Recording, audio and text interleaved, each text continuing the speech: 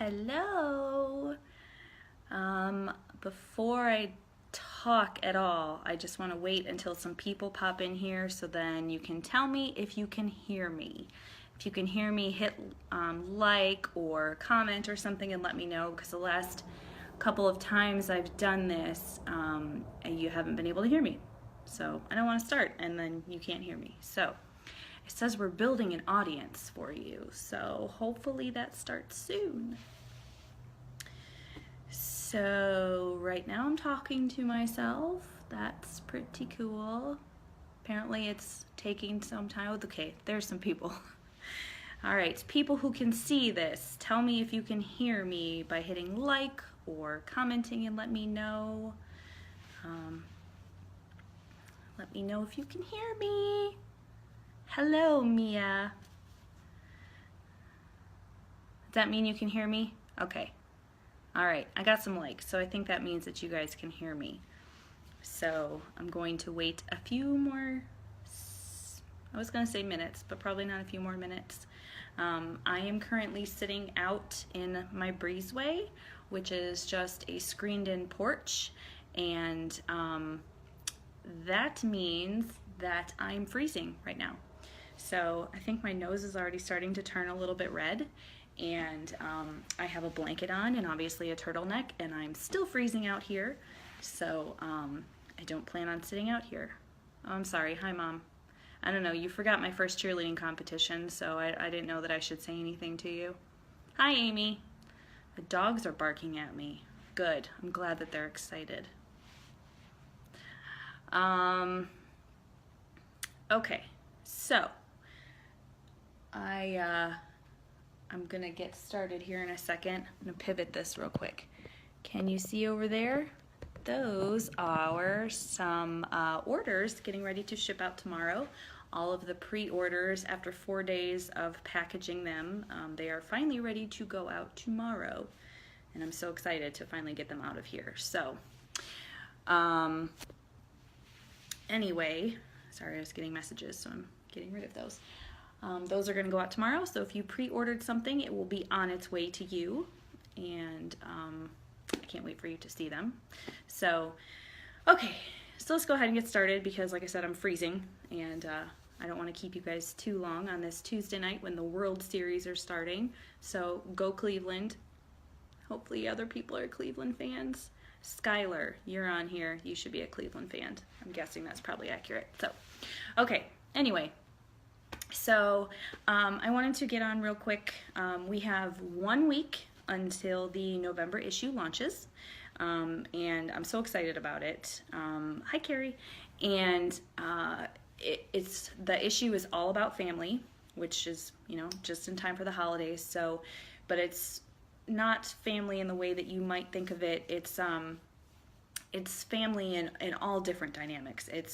It's family in regards to dealing with an autism diagnosis. It's family in regards to dealing with divorce when you're an adult. Divorce of your parents, I should say, when you're an adult, which is not something that you hear too often. It's family in the way of adoption, and it's family in the way of the values of Haiti and kind of the different things that that they believe in and things like that, by way of like a photo diary. And it's just all these different types of family. Oh, my husband's here. Hi, Brandon. So it's all different types of family, and I'm so excited to bring you these stories. I think that, you know, especially in this issue, there's going to be something that everybody can relate to, because it's about family. Everybody has a family, no matter what your family might look like. So I thought, too, I would give you a little bit of background about my family as well. I know some of you have been personal blog readers of mine for a while, so some of you might know some of, you know, what my family situation is. But for those of you who don't, my mom is on here, so Joy, if you see her, that's my mom. My mom was essentially a single mom for the majority, pretty much my entire life, I should say. She raised what I call my real brother, RJ, and I by herself. My parents got divorced when I was 4, and we saw my dad for a little while after that, and then I didn't see him much up until I'd say I graduated college. I would see him here and there, in between there, but it was never your conventional father-daughter relationship. Some of you may know as well, he didn't walk me down the aisle when I got married, and so it's always been a difficult part of my life. But you know, as of where we stand today, we have a good relationship. So I'm proud of that now. I also have 3 half siblings. So my dad has 5 children in total. In addition to my real brother RJ, there's also my oldest brother Jeff and my sister Jen, who also share a mom, and then there's my youngest brother Austin, who has his own mom. And so because of the situation with our dad, we didn't spend a whole lot of time together. When we were younger, we didn't take family vacations together, and you know, we were sometimes around for the important things like graduations and weddings and births and stuff like that. But for Tribe 2-0 already, awesome. So we didn't have the typical sibling relationship that I think, you know, I've always kind of missed out on. And as we've gotten older, and I would say even within the past 5 years, maybe even less than that, I'm not entirely sure what has shifted, but something has shifted to the point where we're very close now. We have a Facebook Messenger that is constantly going off with the 5 of us just talking about nonsense all day long, to the point where, you know, at some point one of us ends up muting it because we just can't take the messages anymore. And we in February, and I think this was a huge turning point in our relationship, we went to Vegas, just the 5 of us, for my brother's 40th birthday. And because we had never done a family vacation together, that was incredibly special, not to mention that myself, RJ, and Austin had never been to Vegas, so it was a long weekend in both the literal and it was a long weekend. We had a lot of fun. There were a lot of drinks involved and some inside jokes made that I, you know, never really had growing up. And so the relationship I have now with my siblings is incredibly special. So I'm really excited about where we've gotten now. We're very involved in each other's lives, and I'm pretty proud of that. So that's kind of about me in a nutshell with my family. As I mentioned, my mom has been a single mom for the majority of my life, and she's had to be both mother and father, and she's incredible at it. I always mess with her and tell her that she didn't come to my very first cheerleading competition, which is true. But this, you know, that was like 15 years ago now. So, but aside from that, she is a fantastic mother. So, RJ and I were not missing out on anything by only having one parent in our lives, and I think that says a lot about my mom. So I would love to know about your families as well. If you care to leave a comment or something, even after this has ended, I would love to learn more about your family and, you know, what kind of dynamic that you have. So my mom says, "Oh, I'm still not taking back the cheerleading thing though." So I just want to tell you a little bit about that so that you kind of know going into this issue a little bit more about me personally. And I also wanted to, I want to mention real quick, we have a Thunderclap campaign going on, which is essentially all that it does is at one specific time, which would be November 1st at 3 o'clock. If you sign up for it, which I really, really hope that you do, it will put a message out on Facebook for you, letting people know about our new issue. It doesn't cost you anything. It takes you less than 10 seconds to sign up. If you just go to bit.ly/HL Thunderclap, and I'll put that link in the comment section of this. But If you go to that, it takes you less than 10 seconds to sign up, and it will help us reach so many more people. I think the majority of you know that we are complete. Oh, thank you, Mia. There it goes. I think the majority of you know that we are completely built on word of mouth, and so you guys are helping us to build this dream and to help us reach more people with our stories, and more people that need this magazine, that need to know that they are not alone with their stories. So if you can do that, I so appreciate it. The only way it will work is if we get to 100 supporters. I think right now we're at 70 something, so we don't need too many more, but we have to get them all before November 1st. So if you can do that and then even share it, and hopefully get more people to sign up, that would be incredible. So moving on, I wanted to talk a little bit about the future of Holl & Lane, because I get that question a surprising amount from readers and contributors and random people who just have heard about the magazine and kind of what I want to do with it. We are now at about a year and a half of doing the magazine, and it's growing, and it's sometimes I feel like it's growing at an incredible rate, and other times I feel like, why is this not growing? And those are the days where I have to take a step back and look at what we've done so far. We started as a completely digital magazine, and we're now printing, and I actually just had to reorder more of our 10th issue because the pre-orders bought everything out. So I had to reorder more so that there would be more once we launched on November 1st. So, things like that are what I try to keep in mind when the days feel like things are not going so well. So obviously my main objective in the future is to continue to grow and to continue to find more people who need this magazine and to share more stories. And I'm hoping to even, grow the issues to make them larger in size so that I can fit in all of the amazing stories that we're getting from people. Mia is my editorial manager, and she can tell you as well, we get a ton of submissions each time that we put out an issue, just random submissions, people just emailing us with wanting to write for us, and it's incredible. And I wish I could tell every single story that we get, so I'm hoping in the future that that's kind of a reality in one way or another. And wow, it is really cold out here. So that's kind of the main focus for the beginning of 2017. I think I've mentioned at one other point that I really want to start a Holl & Lane podcast. I think hearing these stories told in the author's voice would be just incredible, because there's kind of nothing like hearing a story told first person like that. So it's my hope to do that next year.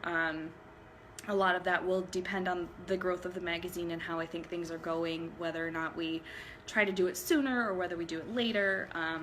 I am still working at my full-time job, and so I don't have a lot of extra time to kind of explore these other options, but I'm hoping that that's something that I'm really passionate about doing, so I'm hoping that will be a reality fairly soon. Oh, I like the little likes when they come up and float by. That's fun. That makes me feel like I'm not sounding like an idiot, so thank you. Let's see. As you know, we started selling products. I don't think that we made a big announcement, but we are also selling mugs now, which I know is something that a lot of people were asking for. So we have both the journals and the mugs, both of which say "My story is powerful." I'm hoping to get some more mugs that just say Holl & Lane, because that was something that was requested. Technically, that was requested from my mom, and she just wants anything that says Holl & Lane on it because she's proud of me. So, if that's something else that you're interested in as well, and not just my mom, let me know, because, then I'll make that a reality. If it's just from my mom, I'll just make her one mug that says it. So, little hearts too. Erica, I love you being a part of the magazine too. Nikki, I am near Pittsburgh in Pennsylvania. My team, Mia and Jess, are, Mia is in Virginia and Jess is in a city that I can't pronounce, in Indiana. So so we are a remote company right now. and hopefully at some point we will get to work in person, because I've actually still never met my team in person, and they've just been hanging out with me online for a year and a half because they're awesome. So it's my hope that eventually, again with the future of Holl & Lane, that I will be able to do this full time, because I think being able to do this full time is what's really going to propel the magazine and allow me to explore these different avenues that we're really excited about within the team. I want to include more products at some point, and I'm hoping to even collaborate with some other small businesses to see, you know, what kind of products that we could make that would maybe benefit different charities and things like that. Nikki, Mia, can you put my email address in there so I don't forget to do that later for Nikki. So I'm hoping that we will be able to work with some small businesses, hopefully give back to charity. Starting with the last issue, we started donating $1 from each sale to a different charity. The last one was for Syria, essentially. This next one we're going to be donating to a pediatric foundation. So it's, you know, they're going to be, the charities are based on the theme of each issue. So our January issue is the theme is the beginning. So I'm going to be looking into different things like you know, domestic violence shelters and things like that, people who are starting to rebuild their lives, because I kind of think that's a huge beginning that people are undertaking. So but you know, look out for that. That'll be an announcement that we make when the issue is ready to launch. So let's see, what else about the future? Essentially, we're just trying to grow. We're trying to get the word out about the magazine. It's really difficult to do in this industry. Obviously, I can't promote the magazine in other media because that's not really how things work in media. So we're working with our contributors and our loyal readers that we have already, who have been amazing about sharing the magazine with their friends and family. And that's kind of, you know, the biggest thing that we're going to be working on for 2017 is just growth, and hopefully getting to where we need to be so that I can pay myself and the team, because that would be kind of amazing. Right now, you know, we're doing this for free because we love it. So we'll see what happens there. But so if anybody has any questions about anything I've said so far, go ahead and leave them in the comments. I don't have too much else to say. My nose is super red because I'm so cold. I am talking tomorrow at the Pittsburgh Art Institute. I did this last year sometime to talk to a class kind of about what the magazine is, you know, my background and things like that, as kind of a short introduction if you don't really know who I am. I started this back in June 2015, or technically that's when it launched. I'd started it, I think, in April. My background is I have a bachelor's degree in fashion and a master's degree in business. I worked for Deb Shops. If anybody knows of Deb Shops, I worked there as an assistant buyer for a little while, and then I worked in health insurance. And now I work for an architecture firm in marketing. So that's kind of me. Thanks, Mia. I'm actually not as nervous to talk to the class as I was last year, because last year I was envisioning this like massive auditorium of people with like 1,000 people talking to me or listening to me, and then I just got hives all over my body and just wanted to cancel, when in actuality it was like a room of like 15 people, and that was amazing because I don't do well in crowds. So I actually took the 16 personality test today. If you haven't done that, you should totally look it up, and it's exactly who I am. Like, I was nearly in tears thinking like, oh my god, this is exactly what I am. So anyway, so I think that's a little bit about me, that's a little bit about the issue, that's a little bit about the future of Holl & Lane, and the different kinds of things that we're going to be looking at. If there's ever any things that you want to suggest or avenues that you think that we might want to explore, we're always open to hear about that. Mia left my email address there in the comments as well if you ever want to email us. And I will be back 1 week from today, probably at the same time, because this is when my son went to bed, so that's why I'm sitting out on the porch so that he doesn't wake up.